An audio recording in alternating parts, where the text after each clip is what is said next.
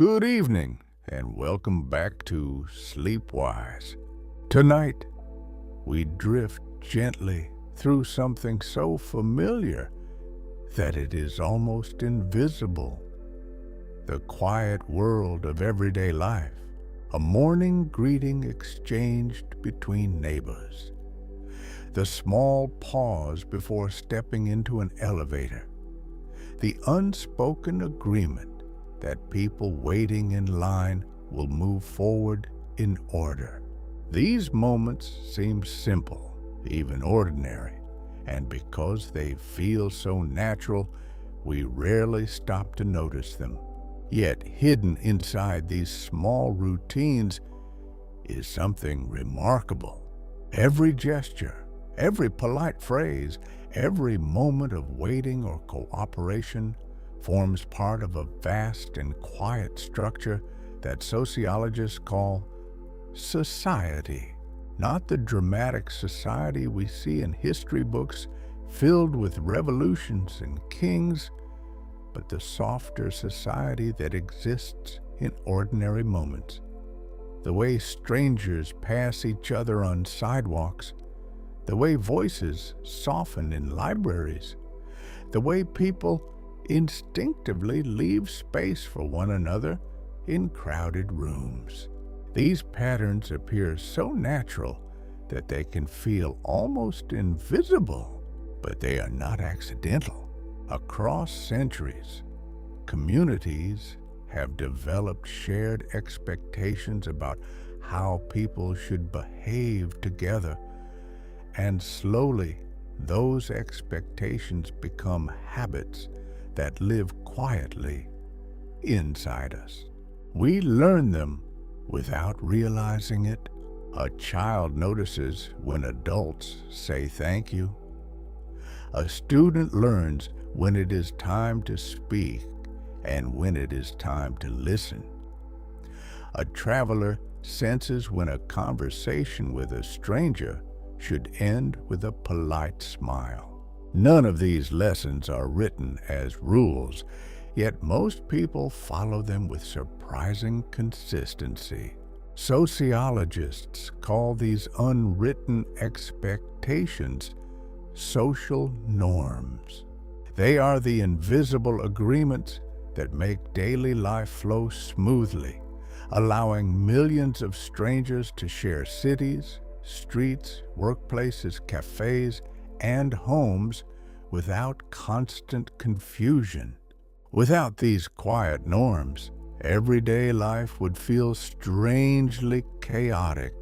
Imagine a train where no one knew where to stand, a meeting where everyone spoke at once, or a crowded street where people ignored the subtle dance of movement that allows bodies to pass without collision.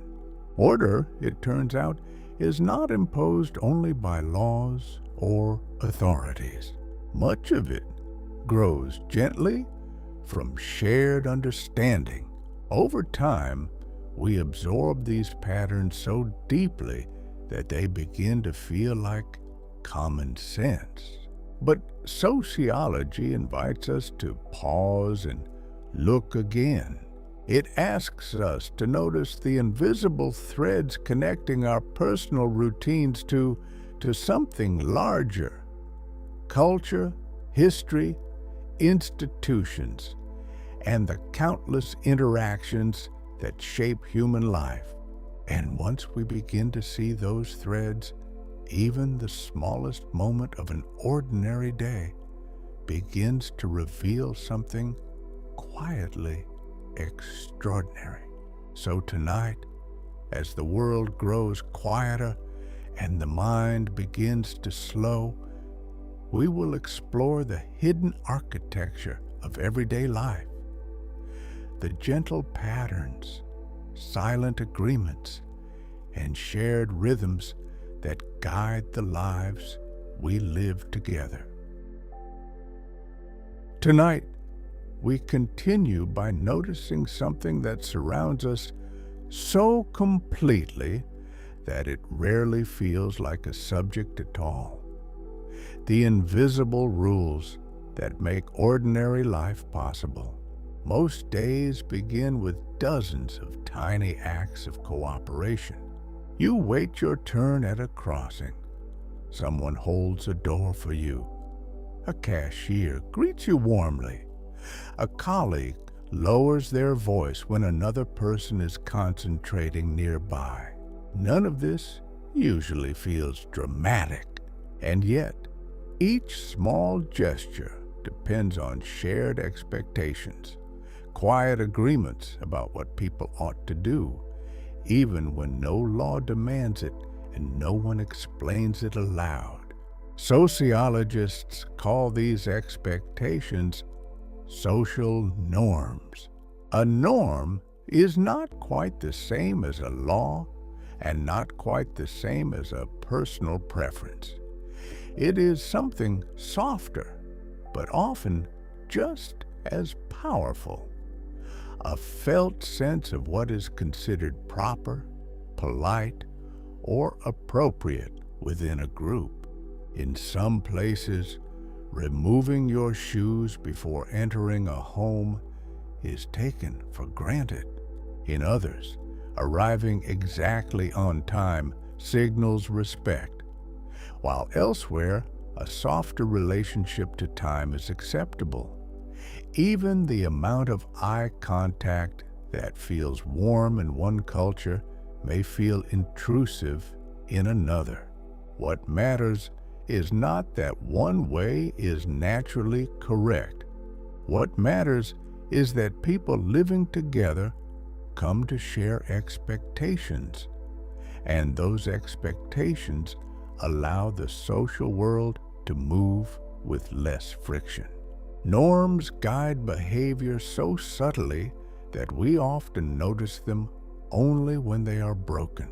A person speaks too loudly in a quiet room.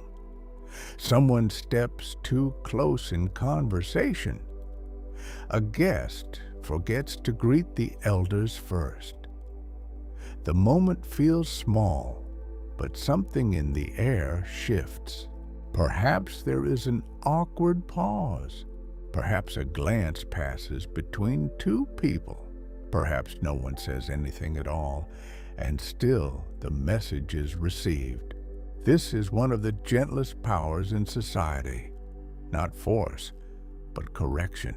Human communities rely not only on written rules, but also on approval, imitation, embarrassment, praise, and the deeply human desire to belong. Children learn this gradually. They watch faces, absorb routines, and discover that some actions bring smiles while others bring discomfort. In this way, society teaches itself forward, one ordinary moment at a time.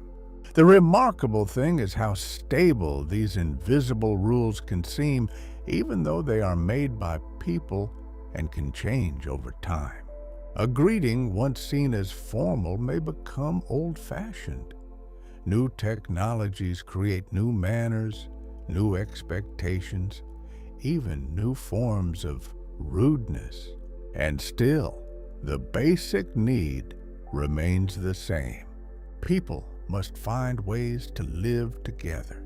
So tonight, notice the gentle structure hidden inside the ordinary. The cue, the greeting, the apology, the silence, the small act of waiting your turn. These are not trivial details of daily life. They are the invisible rules by which society quietly holds itself together. If the invisible rules of society feel natural now, it is only because they reached us early, long before we had words for them. No one is born knowing how to greet a guest, how loudly to speak in a classroom, how to wait in line, or what sort of clothing belongs to a wedding or a funeral. These things are learned slowly and usually without ceremony. Sociologists call this process socialization. It is the long, quiet education through which a person becomes a member of a society, absorbing habits, expectations, values, and ways of seeing the world. The first lessons usually arrive at home. A child learns whether meals are loud or orderly, whether elders are greeted with kisses or handshakes, whether feelings are spoken openly or kept in softer tones. Even before memory becomes clear, patterns are settling into place. Then come other teachers. Schools introduce schedules, rules, group behavior, and shared standards. Friends bring new language, loyalties, and belonging. Stories, religion, music, television, and digital media add their own gentle pressure. Each influence leaves a trace. By adulthood, many of these lessons feel less like lessons than like instinct. A person may say that something simply feels respectful, embarrassing, ambitious, lazy, admirable, or strange, without realizing how much those feelings were shaped by the world around them. This is one reason sociology can feel surprising. It reminds us that what feels personal is often partly social. Even our ideas about success, beauty, romance, cleanliness, confidence, and good manners are never formed in complete isolation. None of this means people are passive. Individuals think, resist, choose, adapt, and sometimes rebel. But even rebellion usually speaks the language of the society it is resisting. Socialization never really ends. Adults continue learning when they enter a new profession, move to a new country, join a family through marriage, become parents, or grow old in a changing world. Each stage of life comes with fresh lessons about what others expect. Sometimes those lessons are comforting. Sometimes they are heavy. A society can teach kindness and duty, but it can also pass down prejudice, fear, or narrow ideas of who belongs and who does not. For that reason, sociologists do not see socialization as simply good or bad. They see it as powerful. The words we speak, the holidays we keep, the dreams we encourage in children, the behaviors we reward, the silences we maintain, all of these become part of the world that the next generation receives. And so, as evening settles and the mind begins to slow, it is worth reflecting on how much of what feels natural was once taught patiently, almost invisibly. The self is personal, yes, but it is also social, shaped over years by family, school, friends, culture, and thousands of quiet lessons that taught us how to move through the world. By the time we reach adulthood, most of us move through the day not as a single fixed self, but as a shifting collection of roles. At breakfast, a person may be a parent or a partner. An hour later, the same person becomes a manager, a student, a driver, a customer, a patient, a neighbor, a friend. By evening, the tone changes again, and a new set of expectations quietly takes its place. Sociology pays close attention to these roles because they help explain one of the oddest features of ordinary life, how naturally people change their behavior from one setting to another. The voice you use with a child is often different from the one you use in a boardroom. The posture of a doctor in a clinic is not the posture of that same person relaxing at home. Even clothing, vocabulary, humor, and facial expression may shift with the role being played. This does not always mean people are pretending. More often, it means social life requires flexibility. Roles are society's way of organizing expectations, giving each person a rough script for how to behave in a particular situation. A teacher is expected to guide. A guest is expected to show gratitude. A friend is expected to listen in a different way than a supervisor. A stranger on public transport is expected in many places to be politely distant. These expectations make daily interaction easier. Without them, every encounter would need to be negotiated from the beginning, and ordinary life would feel strangely uncertain. Roles offer a kind of social shorthand, helping people know what tone and responsibility a moment requires. Of course, roles do not always sit comfortably. Sometimes they clash. A working parent may feel torn between professional demands and family needs. A person caring for aging parents may also be expected to remain cheerful, competent, and productive elsewhere. Sociologists sometimes speak of role conflict, when expectations from different parts of life pull in opposite directions. It is a quiet but familiar strain, woven into the lives of many people. There is also comfort in roles.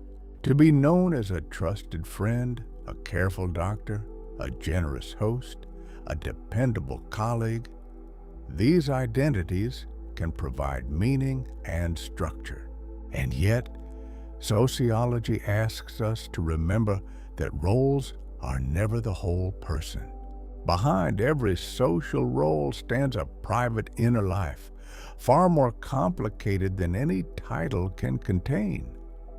Society gives us scripts, but human beings still bring feeling, memory, imagination, and contradiction to every part they play. So tonight, consider how many quiet roles carried you through the day: speaker and listener, helper and observer, professional and friend, stranger and familiar face. These are not masks in a cynical sense. They are the gentle forms through which society helps people meet one another and make shared life possible.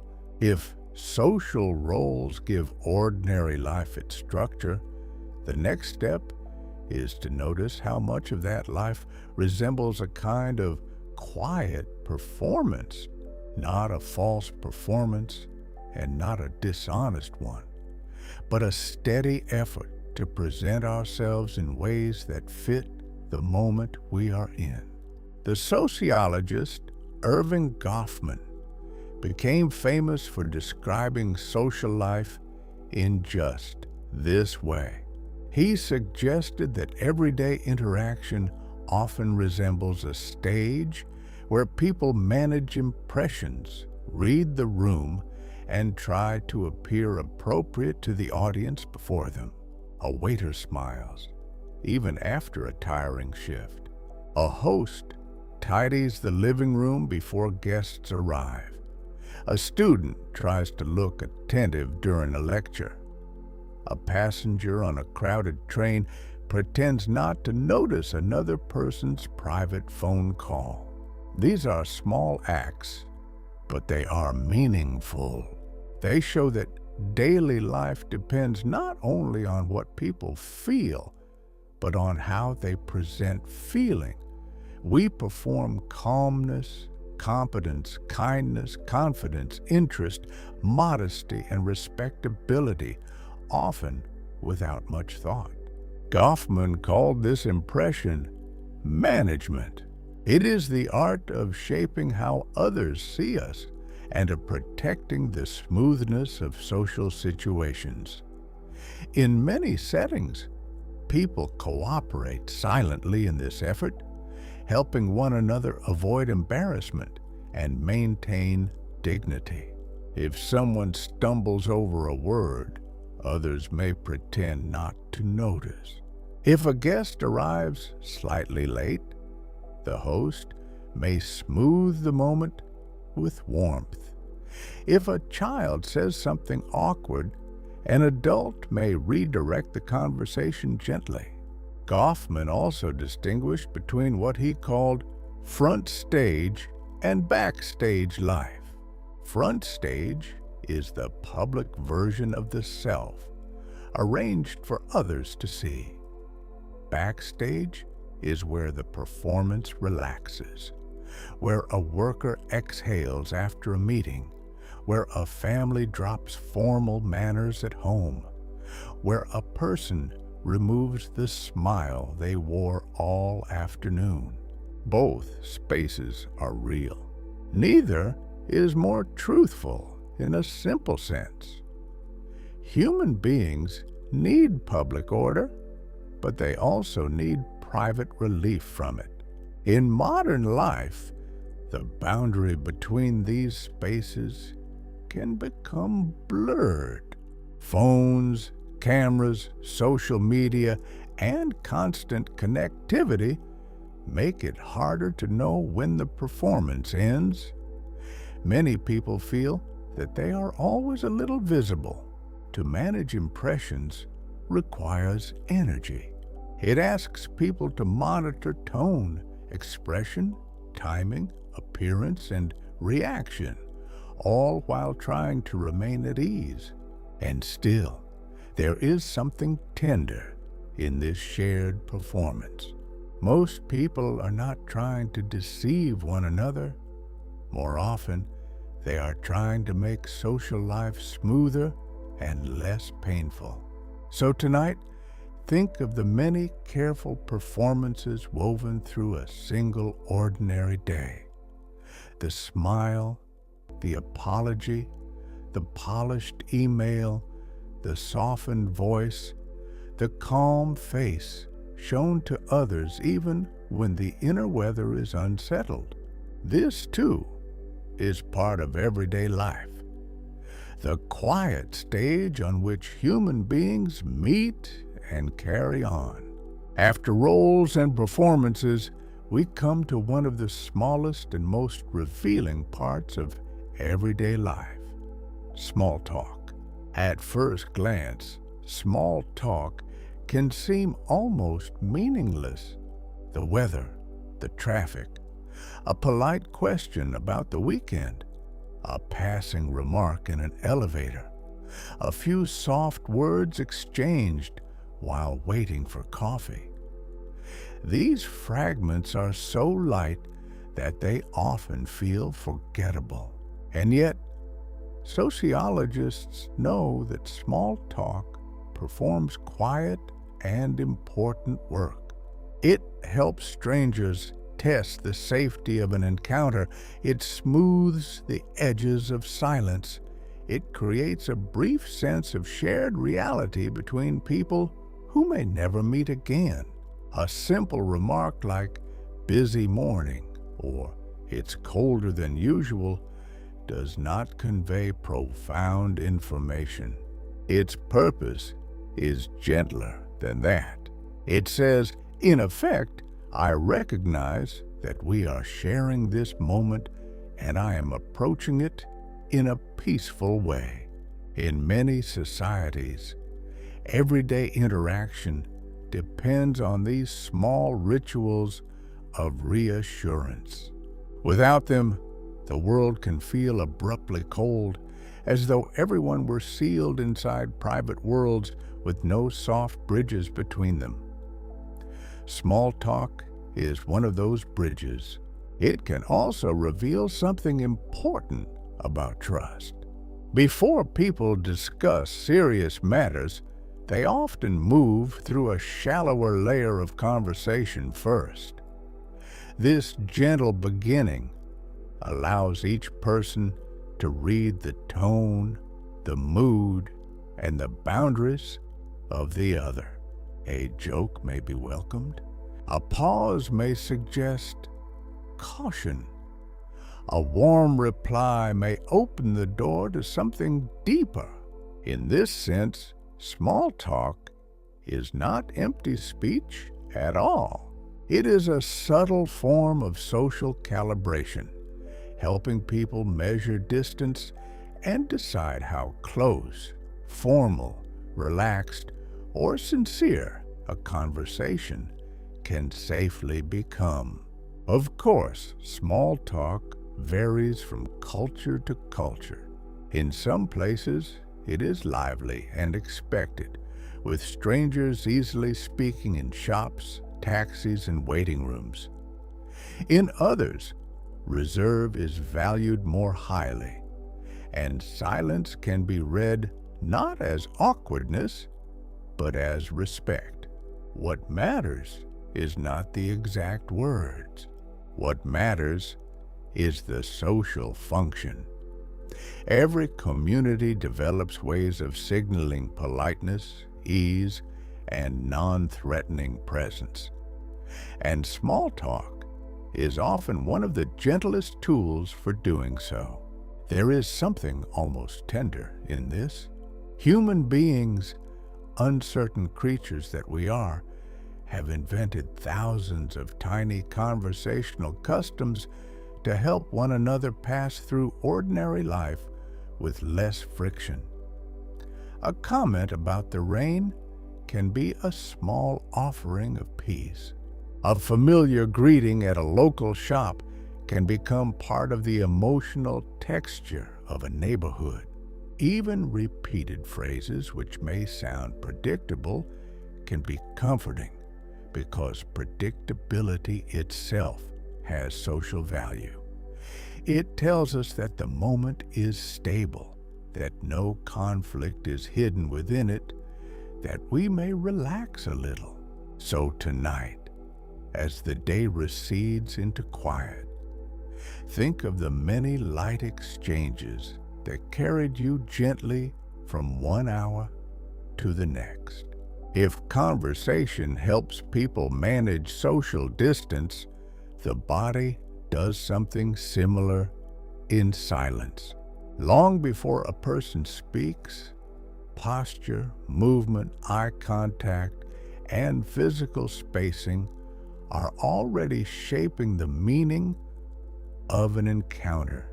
Everyday life is filled with these quiet signals, so familiar that we often obey them without reflection. Sociologists and anthropologists have long been interested in this subtle geography of the body. Why do people stand closer in some cultures and farther apart in others? Why does direct eye contact feel respectful in one setting and overly intense in another? Why can a gesture of friendliness in one place seem awkward somewhere else? These questions point toward an important truth. Human beings do not simply occupy space. We organize it socially, surrounding ourselves with invisible boundaries that are learned, felt, and negotiated from moment to moment. The anthropologist Edward T. Hall used the word proxemics to describe this study of human distance. He observed that people tend to keep different kinds of space for different relationships. Intimate distance for loved ones personal distance for friends, social distance for formal interaction, and larger public distance for speeches or authority. Though these categories are not rigid, the underlying principle is widely shared. Distance carries meaning. To stand very close to a stranger may feel intrusive. To stand too far from a close friend may suggest discomfort. Even the angle of a body, whether turned fully toward someone or only partially, can signal welcome, caution, confidence, or retreat. These things are not always conscious. Often, they are sensed more than noticed. A room can feel warm, tense, crowded, cold, respectful, or strangely intimate before anyone explains why. Much of that feeling comes from how bodies are arranged within space. Modern life provides countless examples. An empty bus fills gradually, and each new passenger performs a quiet calculation about where to sit. In an elevator, people often avoid staring directly at one another, not from indifference, but from a shared effort to preserve comfort in a confined space. At a dinner table, seating positions can reflect closeness, hierarchy, or tradition.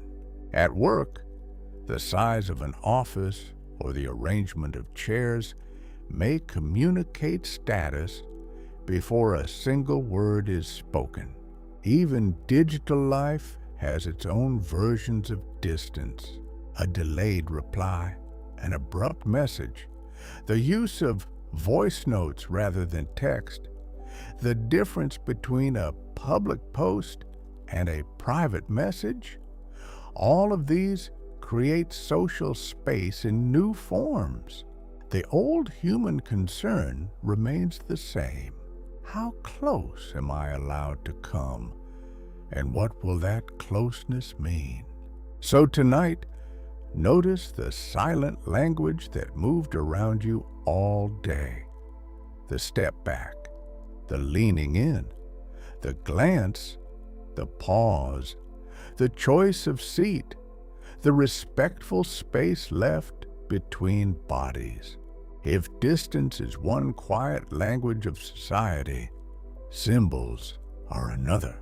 Everyday life is full of objects, styles, and signals that seem practical on the surface, but often carry meanings far beyond their immediate use. A watch tells time, of course, but it may also suggest taste, wealth, seriousness, or tradition. Clothing keeps us warm, but it also speaks. It may hint at profession, religion, class, age, subculture, mood, or aspiration. A uniform creates one meaning, a tailored suit creates another. A worn pair of jeans, a wedding ring, a school badge, a designer bag, a sports jersey, each becomes part of a social language learned by those who live within it. Sociologists are interested in these symbols because human beings rarely move through the world as purely private individuals. We are constantly reading one another, not perfectly and not always fairly, but persistently. We look at shoes, accents, grooming, posture, neighborhoods, cars, bookshelves, phones, and even coffee orders, drawing quick conclusions about identity and background. Some of these conclusions are shallow. Some are mistaken, and yet the habit itself is deeply social. It reflects the fact that symbols help people navigate complexity. In crowded societies, where most interactions are brief, Visible cues become shortcuts for understanding who a person might be and how an encounter should proceed. This is one reason symbols can feel so powerful. They do not merely express identity, they help create it. A teenager may dress like a certain music scene not only to show belonging, but to feel it more fully. A professional may adopt the language and appearance of a workplace until it becomes second nature. A family home may be decorated in ways that quietly communicate what kind of life is admired within it. The French sociologist Pierre Bourdieu wrote about how taste itself can become social. Preferences for food, art, speech, travel, or furniture may feel personal, yet they are often shaped by class, education, and cultural environment. What one group sees as refined, another may see as distant. What one sees as ordinary, another may treat as a marker of distinction. This does not mean symbols are false. It means they are layered. A jacket may be chosen because it is comfortable, and also because it fits a certain image of the self. A habit may be practical and also a way of signaling membership in a group. There is no sharp line between utility and meaning. Human life is too woven for that. So tonight, think of the subtle signs that filled the day, the clothes people wore, the voices they used, the objects on desks, the homes glimpsed through windows, the textures of shops and cafes, the styles that suggested comfort, ambition, restraint, or ease. These symbols were not empty decorations. They were part of the social language through which everyday life quietly explained itself. Once symbols begin to carry meaning, they also begin to sort people in subtle ways. Status enters the room very quietly. It may appear in a title on a business card, the neighborhood someone lives in, the way a person is introduced at dinner, or the tone others use when addressing them. Often, it is not announced directly, yet everyone senses that some positions bring more prestige, attention, or influence than others. Sociology has long examined this quiet layering of society. In every known community, people develop ways of ranking honor, authority, wealth, knowledge, beauty, age, lineage, or achievement. The specific markers change from place to place, but hierarchy itself appears again and again. Sometimes status is formal. A judge, a minister, a professor, a military officer. These roles come with clear social recognition, but status can also be informal and harder to define. One person in a family may carry moral authority without holding any official role.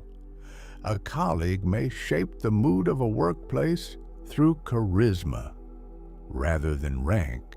A local shop owner may be deeply respected because of generosity, memory, or long presence in a neighborhood.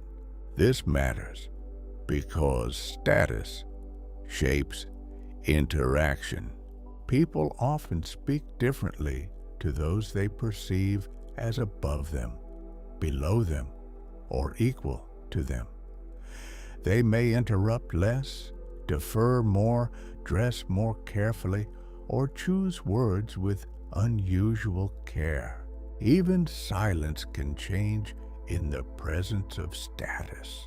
There may be more caution, more nervous laughter, more desire to impress, or more restraint. The German sociologist Max Weber distinguished between class, status, and power. Class referred broadly to economic position, status to social honor or prestige, and power to the ability to influence outcomes. Though these often overlap, they are not identical. A wealthy person may lack admiration. A beloved teacher may enjoy high status without great wealth.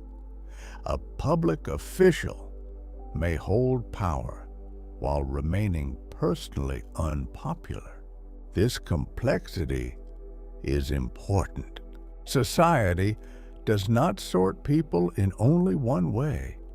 It uses many scales at once, and people spend much of life learning to read them. Sometimes status inspires aspiration.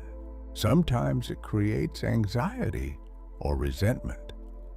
Sometimes it becomes so ordinary that it feels almost natural, even when it is historically shaped and unevenly distributed. Sociology asks us to notice that what feels like simple respect or ordinary importance may rest on larger systems: education, class background, professional titles, inherited privilege, gender norms, racial hierarchy, or cultural reputation. To notice this is not to become cynical. It is simply to see more clearly. So tonight, let your thoughts drift over the small signals of status that moved through the day. Who was listened to first? Who was expected to wait? Whose opinion carried weight? Whose clothes or accent changed a room before any facts were spoken?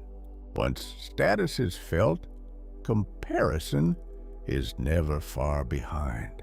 Human beings are deeply social creatures, and one of the ways we understand ourselves is by measuring, often unconsciously, where we seem to stand in relation to others. A colleague is promoted. A friend buys a larger home. A stranger appears effortlessly confident. Without meaning to, the mind begins to compare.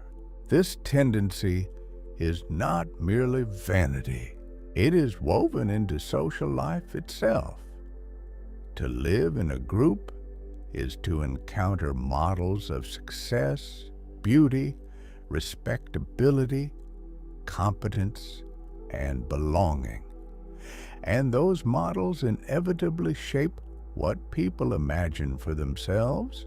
Sociologists and psychologists alike have noted that comparison can push in many directions. It may inspire effort, drawing a person toward discipline or ambition. It may also bring envy, discouragement, restlessness, or the quiet feeling that one's life has somehow fallen behind an invisible schedule. Modern life intensifies this condition. In smaller traditional communities, people compared themselves mostly to neighbors, relatives, and local peers. Today, digital media allows constant exposure to carefully edited images of the lives of strangers, their homes, bodies, travels, careers, relationships, routines, and moments of triumph. The comparison field grows wider and often more exhausting. What makes this sociologically important is that personal dissatisfaction may arise not only from private insecurity, but from social conditions that encourage endless evaluation.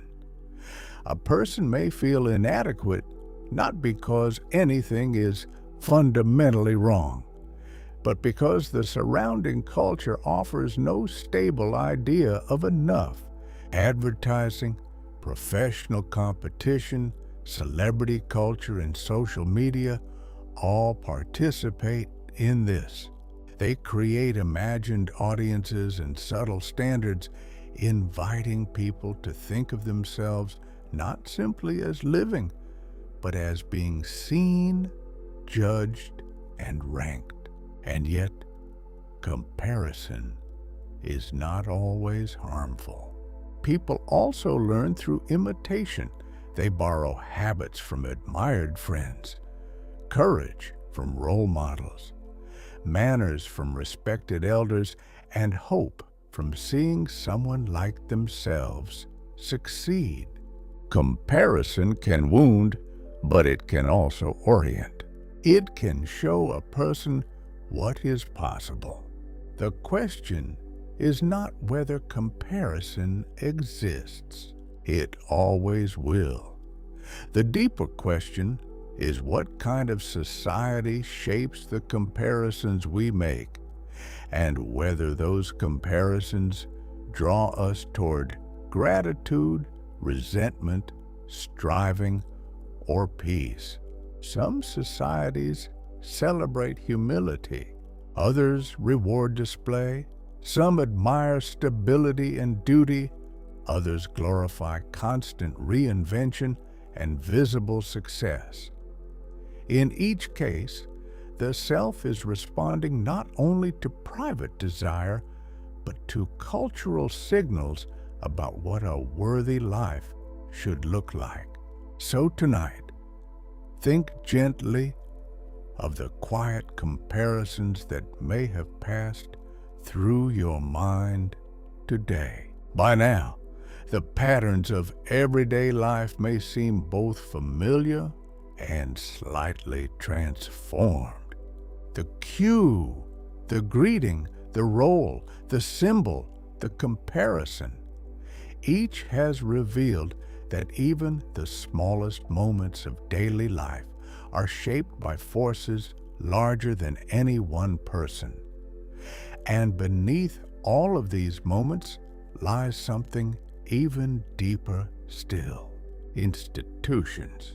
These are the durable structures that organize human life across time, often so steadily that they fade into the background of awareness.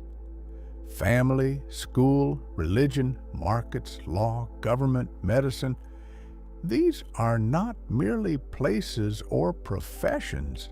They are the frameworks through which societies teach, reward, guide, and discipline behavior.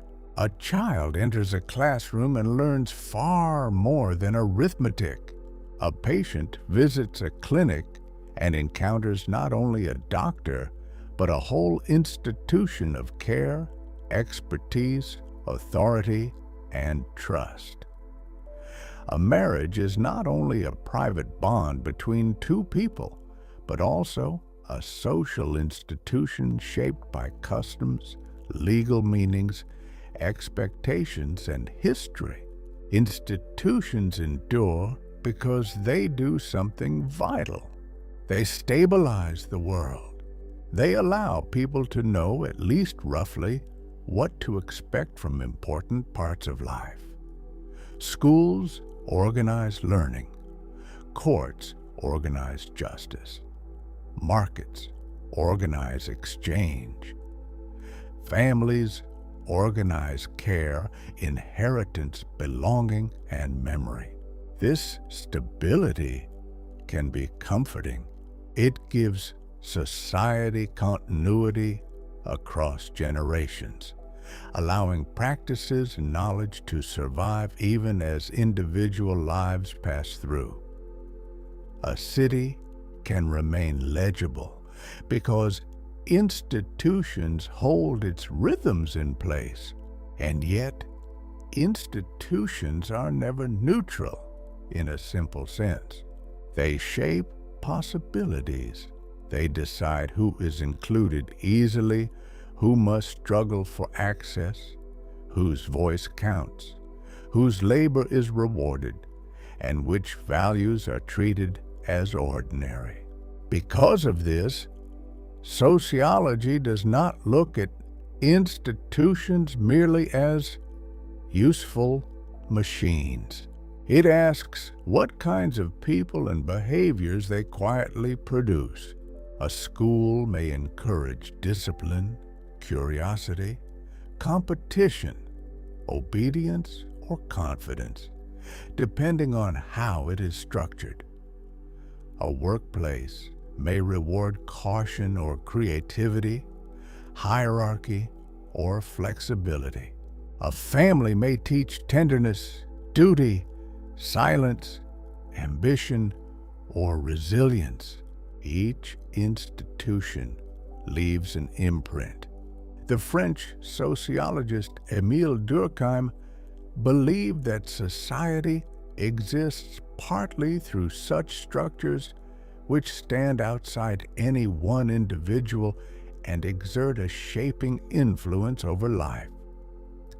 We are born into them, and for a long time they seem simply to be the natural order of things. Only slowly do we realize that institutions are human creations. They were built over time, revised through conflict, protected by habit, and changed when societies changed. What feels timeless is often historical. This is one of sociology's quiet gifts. It teaches that even the most established parts of life are both powerful and made. They are real, enduring, and deeply consequential, but not inevitable. If institutions give society its structure, culture gives it atmosphere. Culture is one of those words people use often, sometimes lightly, and yet it names something vast and delicate at once. It includes language, stories, music, rituals, values, humor, manners, taste, memory, and the invisible assumptions that tell people what is admirable, shameful, sacred, ordinary, or strange. Unlike a building or a law, culture cannot always be pointed to directly. It lives in habits, expressions, celebrations, expectations, and shared meanings. It is present in the lullaby sung to a child, the way tea is poured for a guest, the kind of success a society praises, the emotions it encourages people to display, and the things it quietly asks them to hide. Culture tells people how to interpret the world. A storm may be seen as inconvenience, blessing, warning, or beauty, depending on the meanings available within a community. Silence may signal respect in one setting, coldness in another. Even a meal carries cultural layers. What counts as comfort? What belongs to a holiday? What is eaten with the hands? What is served first? What should never be wasted? Because culture is shared, it makes coordination easier. People know how to greet one another, how to mourn, how to celebrate, how to show gratitude, how to apologize, how to behave at a wedding, how to speak to elders, and when laughter is welcome. Shared meanings reduce uncertainty. They make life legible, and yet, culture can also divide. What feels obviously polite to one person may feel distant or unnecessary to another. What one group sees as tradition, another may see as burden. What is praised in one generation may be questioned by the next. This is why sociologists pay such careful attention to culture. It is not simply decoration layered onto social life. It is one of the main ways social life becomes possible at all. People do not live by rules alone. They live by meaning. Culture also changes more quietly than people often notice. A phrase once common disappears. A style of dress loses prestige. A form of authority softens. A generation raised with screens develops different habits of attention than one raised with letters and long pauses. Beneath the surface of ordinary life, culture is always moving. Some changes are welcomed, others are resisted. Often, both reactions exist at once. The anthropologist Clifford Geertz once described human beings as suspended in webs of significance they themselves have spun. It is a lovely image because it suggests both delicacy and entanglement. We create culture, but then culture holds us. So tonight, think of the meanings that quietly shaped your day, the words that felt natural on your tongue, the music that seemed comforting, the gestures that signaled warmth, the assumptions that told you what was beautiful, rude, serious, or worth aspiring to. If culture shapes the meanings of life, the city shapes its tempo. Modern cities are among the most remarkable social creations in human history. They gather strangers in extraordinary density, stacking homes above shops, offices beside cafes, schools beside stations, and private lives beside endless public encounters. In a city, thousands of people may pass one another in a single day without ever exchanging names. And yet these strangers still depend on one another constantly. The train must run. The coffee must be served. The traffic must pause. The lights must turn on. The bins must be emptied. The road must be repaired.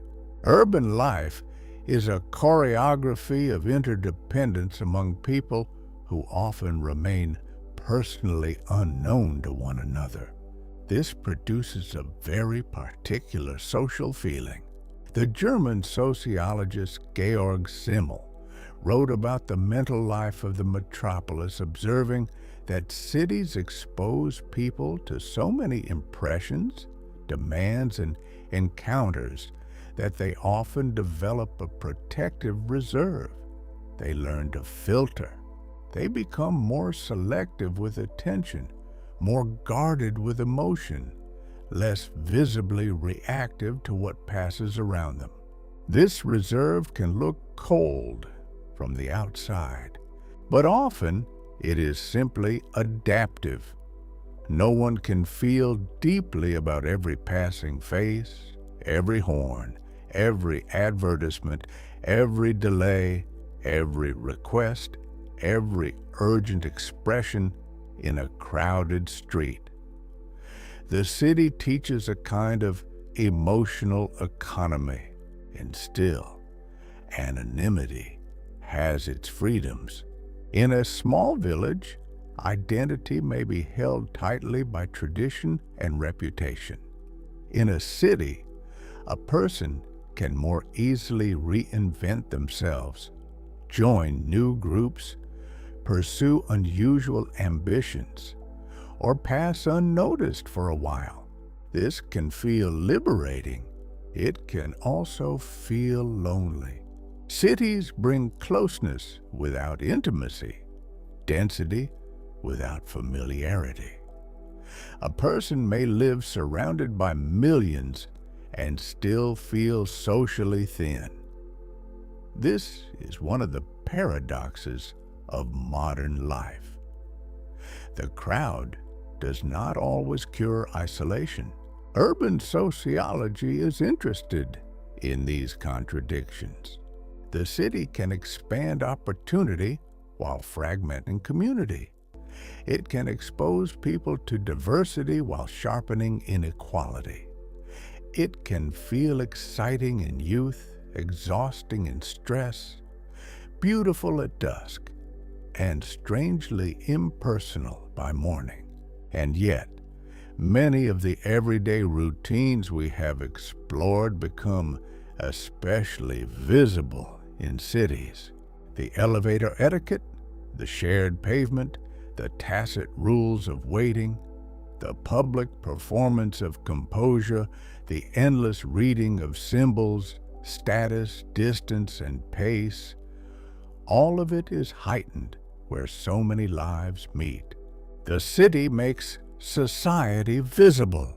It turns social patterns into architecture, traffic, zoning, rents, commutes, skylines, neighborhoods, and rhythms of noise and silence.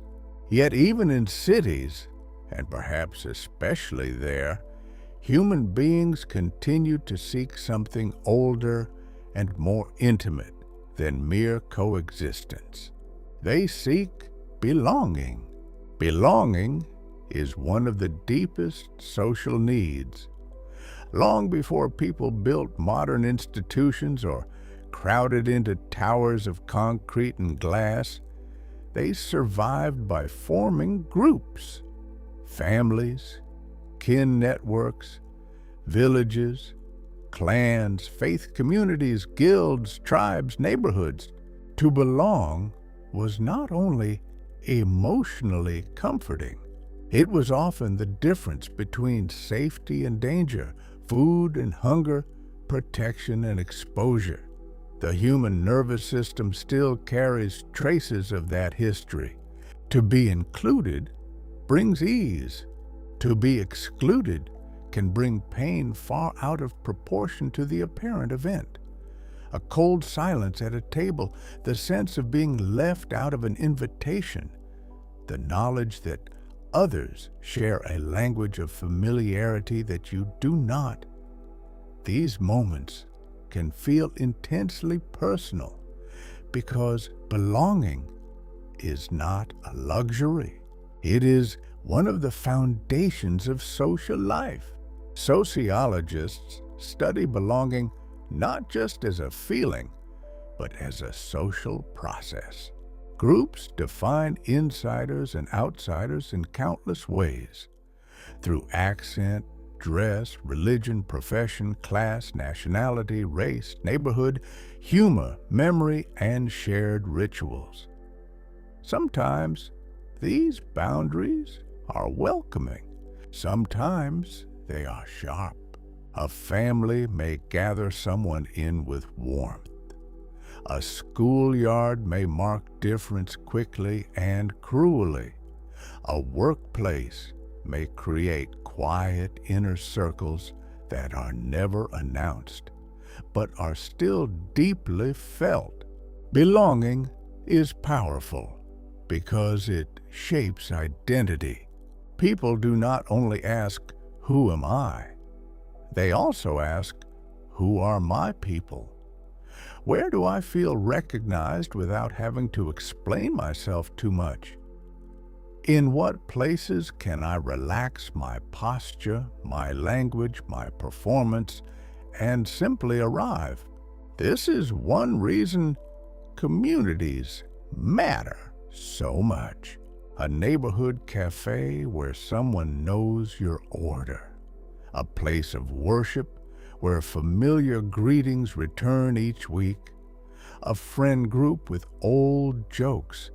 A family kitchen with inherited rhythms. These are not trivial comforts. They are social shelters. The French sociologist Pierre Bourdieu wrote about social capital, the value contained in relationships, networks, and trusted connections. Belonging often provides just this, not only emotional warmth, but access, information, support, introductions, and resilience in difficult times. And yet, belonging always carries a question. Who is allowed in? The same bonds that protect a group can harden into exclusion. The same shared identity that brings solidarity can produce suspicion toward outsiders. Sociology asks us to see both sides at once. The tenderness of belonging and the boundaries through which it is made. So tonight, think of the circles that have held you, however quietly. The family, the friendship, the workplace, the city corner, the routine, the shared language, the familiar welcome. These forms of belonging do more than comfort the heart, and yet the modern world presents a strange and often painful contrast.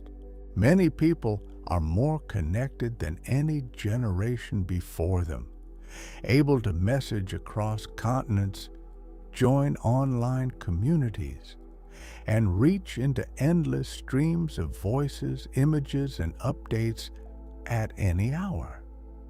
Yet many also speak of loneliness with unusual intensity.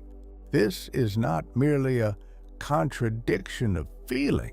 It is a sociological pattern. Loneliness is often described as a private emotion, but it can also reveal something about how a society is organized, how people work, move, form families, use technology, build neighborhoods, and spend their time. A lonely person may be carrying a deeply social condition. In many traditional communities, daily life involved repeated contact with the same people. Extended families lived close together. Neighbors knew one another's routines. Shops were local. Religious practice, work, and community life overlapped more often. This did not mean life was simple or always warm, but social contact was woven more tightly into the ordinary fabric of the day. Modern life has loosened some of those threads.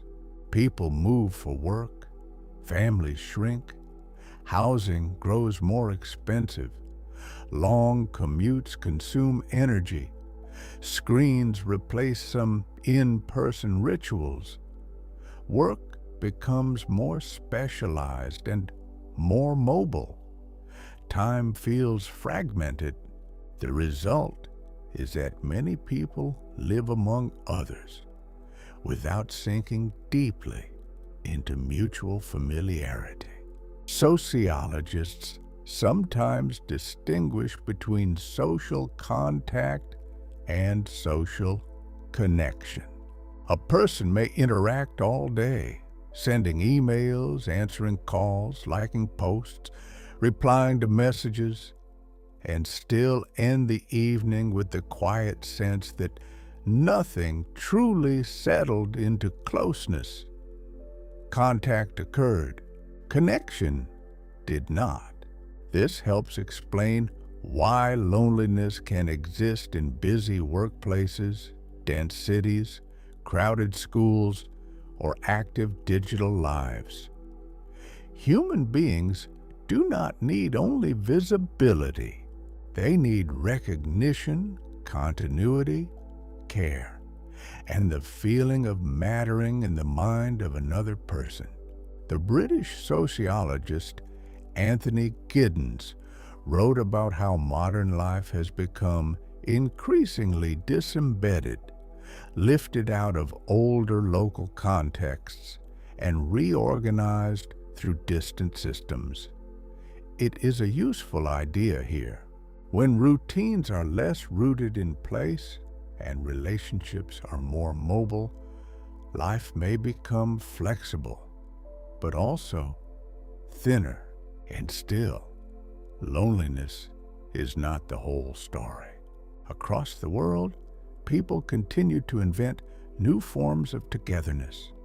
Dinner groups, online circles that become real friendships, neighborhood classes, shared playlists, sports clubs, prayer rooms, weekly calls, quiet routines of checking in.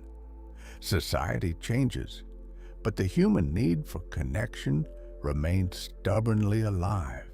So tonight, if loneliness has ever visited the edges of your own life, let it be understood gently.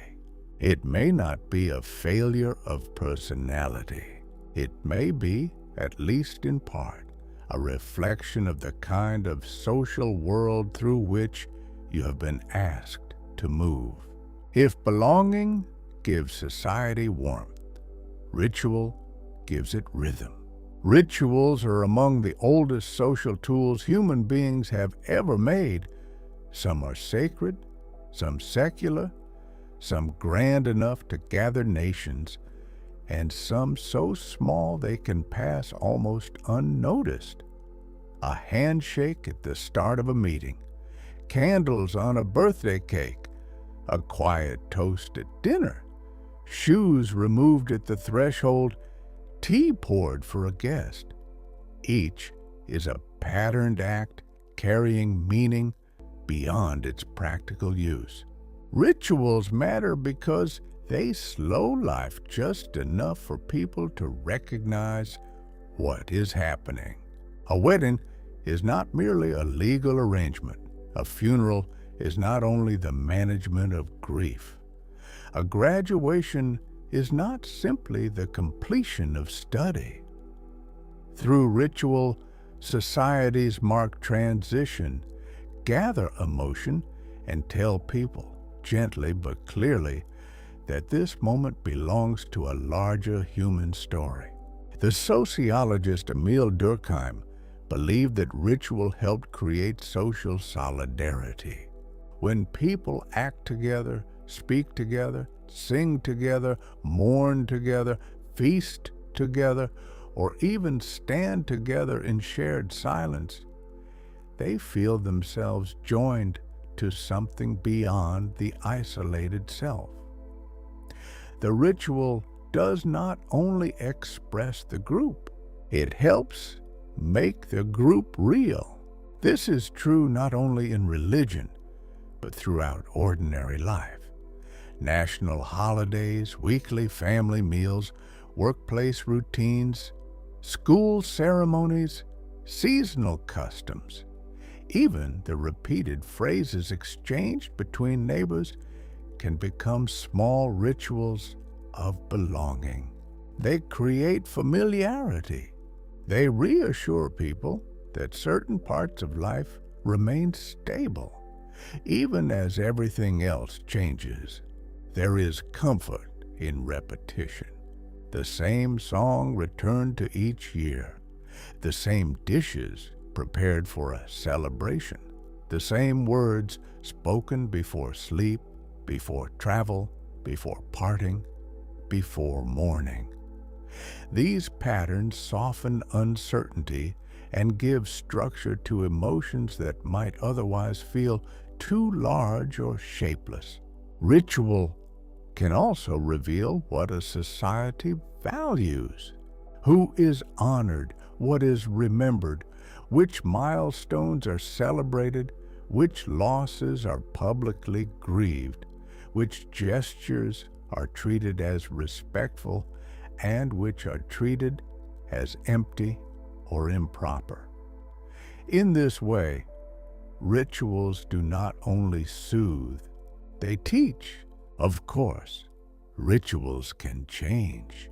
New ones emerge, old ones fade, and sometimes people continue performing a ritual long after its original meaning has dimmed. Yet even then, the form itself may still matter. Repetition can preserve connection even when explanation grows softer. So tonight, think of the rituals that have shaped your own life. The greetings, the meals, the anniversaries, the prayers, the ceremonies, the habits repeated so often they almost disappeared from view. These are not merely decorative parts of society. They are some of the quiet ways human beings make time meaningful, bind memory to community, and remind one another that no life is lived entirely alone.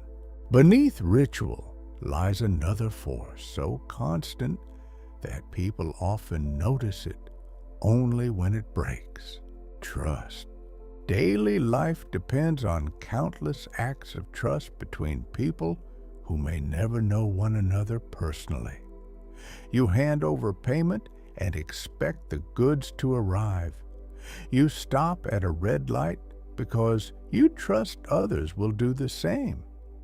You step into an aircraft, a clinic, a train, an office tower, assuming that unseen people have done their work with care. Much of society rests on this invisible confidence. Without trust, every ordinary action would become exhausting. Every purchase would require suspicion. Every street crossing would feel like a gamble. Every institution would need to be tested from the beginning again and again. Trust allows complexity. It makes modern life livable. Sociologists are interested in trust because it is both personal and structural. We trust friends because of familiarity, but we also trust systems, banks, hospitals, courts, utilities, schools, transport networks, water supplies, and the many professionals whose competence we must mostly take on faith. This does not mean trust is blind. Healthy societies create ways to earn it.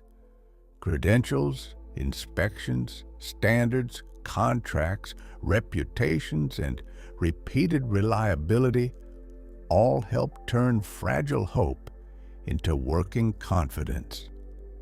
In this way, trust is supported by institutions, but it is felt in everyday life. The political scientist Francis Fukuyama once wrote about trust as a kind of social capital, a resource that allows people to cooperate more easily and at larger scale. Where trust is high, transactions become smoother. Communities often function with less friction, and people can devote more energy to building rather than guarding. Where trust is low, even simple coordination becomes heavy with caution. Trust also has a moral dimension. To be trusted is to be placed, however briefly, inside another person's expectation of honesty or competence. That is a quietly sacred thing. A child trusts a parent to return. A patient trusts a surgeon's hand. A citizen trusts that public systems will not fail without warning.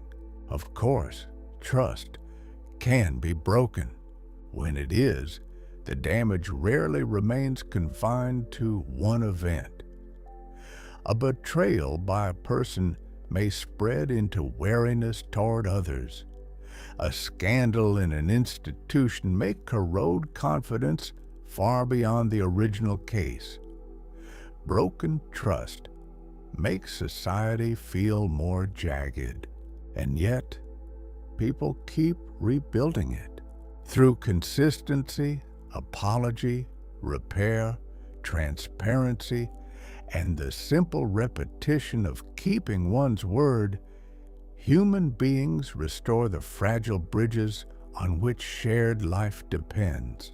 So tonight, let your thoughts rest on the quiet trust that carried you through the day. The systems you relied on, the strangers you passed, the promises assumed, the rules obeyed, the competence expected without constant proof. Much of this trust remained invisible, but without it, the ordinary world would not hold together as gently as it does.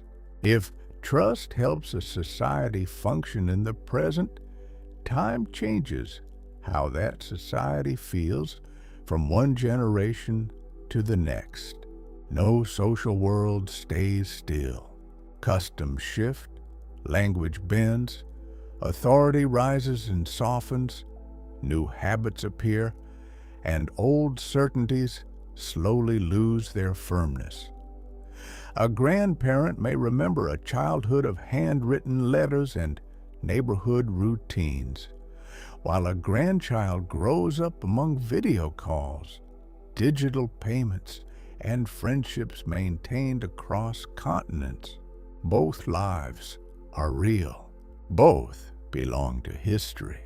Sociology pays attention to generational change because it reveals how deeply personal experience is shaped by historical timing.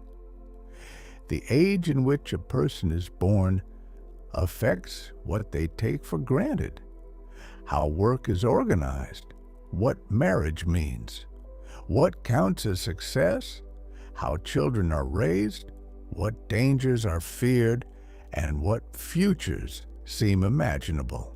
The sociologist Karl Mannheim wrote that generations are not merely groups of people born around the same time.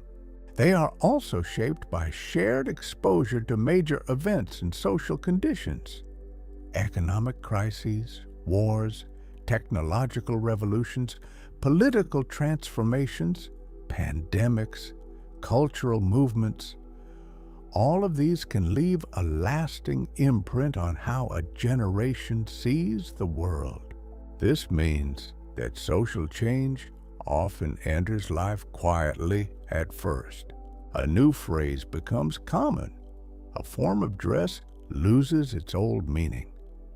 Children challenge customs their parents never questioned. Work travels into the home through screens. Privacy is redefined.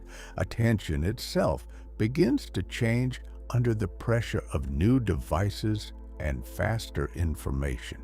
At first, such changes may feel small. Then one day, they seem to describe an entire era. Not all change moves in a straight line. Some things progress, some fracture, some return in altered form. Societies may become more open in one respect and more anxious in another. A gain in freedom may come with a loss of stability. New convenience may weaken older rituals of patience or presence. This is why sociologists try not to romanticize either the past or the future. Every era solves some problems and introduces others. Still, generational change can create tenderness as well as tension. A parent and child may not fully understand each other's assumptions, yet both are carrying the social weather of their time. What feels obvious to one may feel strange to the other, not because either lacks intelligence, but because society itself has changed around them. So tonight, think gently of the generations that shaped your own life. The older voices that taught certain values, the younger energies that challenged them. The shifting norms that have moved beneath your feet, often without announcement. The self moves through time, yes, But so does society, and every life becomes, in some quiet way, a meeting point between different historical worlds. As the night deepens, the ideas we have wandered through begin to gather into one of sociology's most beautiful and enduring insights. Private life is never only private. The worries that seem to belong to one person alone may also reflect the shape of a workplace, a city, an economy, a family system, a generation, or a culture. The small triumphs that feel personal may also depend on schools, networks, institutions, histories, and opportunities arranged long before any individual arrived. To see this clearly is not to erase individuality. It is to widen the lens. The American sociologist C. Wright Mills called this the sociological imagination, the ability to connect personal experience with public structure, biography with history, and individual feeling with larger patterns of social life. It is a gentle but transformative way of seeing. A person who feels lonely may begin to ask not only what is wrong within, but what kind of society produces connection so unevenly. A worker who feels exhausted may wonder not only about personal weakness, but about the demands, schedules, expectations, and economic pressures that have made fatigue feel normal.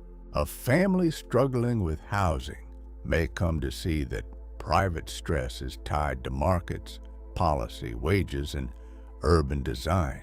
This shift matters because it changes the emotional weight of experience. Some burdens become easier to understand when they are recognized as partly social rather than purely personal. Shame may soften, curiosity may grow, compassion for oneself and for others may become more possible. Sociology does not remove responsibility, but it does resist the illusion that every life is self-made in isolation. Human beings are always arriving inside conditions they did not choose. Language, class background, institutions, inherited histories, national structures, gender norms, racial hierarchies, cultural expectations, and networks of power. Within these conditions, they still act, choose, love, resist, adapt, dream, and make meaning. The social world is not a prison in a simple sense. It is the medium through which life becomes possible at all. Once you begin to think in this way, the ordinary world changes. The bus stop is no longer just a bus stop. It becomes part of a city's design, a labor system, a rhythm of class and mobility, a place where strangers coordinate through silent trust. A family dinner becomes not just a meal, but a meeting point of generations, ritual, culture, gender, memory, and care. The individual moment remains real. It simply becomes more connected. So tonight, as the world grows still and the mind loosens its grip on the day, let this way of seeing settle softly into place, not as a heavy theory, but as a calmer understanding. Your life is your own, and yet it has always been woven quietly and continuously into something larger. And so we arrive, gently, at the quiet edge of this journey through everyday life. We began with small moments that seem too ordinary to notice. A greeting, a cue, an elevator, a shared silence, a passing look between strangers. Along the way, those moments slowly opened outward, revealing norms, roles, symbols, institutions, rituals, trust, cities, belonging, loneliness, and the long movement of generations through time. What sociology offers, at its most soothing and humane, is not a reason to become detached from life. It offers a reason to look more tenderly at it, to see that the world we inhabit each day is not random and not merely personal, but made of shared patterns, inherited meanings, and countless small acts of coordination through which human beings manage to live together. There is something comforting in that. The ordinary day may feel fragmented while it is happening. Messages, tasks, movement, obligations, half-finished thoughts, brief encounters that disappear as soon as they arrive. But beneath that surface, there is structure. Beneath the structure, there is history.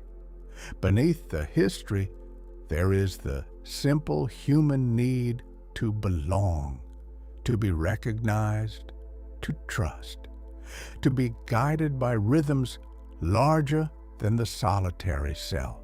Even the smallest gesture carries traces of this. A familiar phrase, a seat left open, a quiet apology. The choice to wait your turn, the instinct to soften your voice when someone nearby is resting. Such actions may seem tiny, and yet they are part of the social fabric from which ordinary peace is made. Perhaps that is one of the loveliest things sociology can teach, that the unnoticed is not unimportant, that what is repeated becomes meaningful, that private lives are held, however imperfectly, inside collective worlds built by memory, expectation, habit, and care. And now, as the evening grows softer and thought begins to loosen, there is no need to hold every concept too tightly. Nothing here must be memorized. Nothing needs to be solved tonight. Let the ideas drift and settle as they wish. Let the city quiet in the distance. Let the institutions fade back into the background.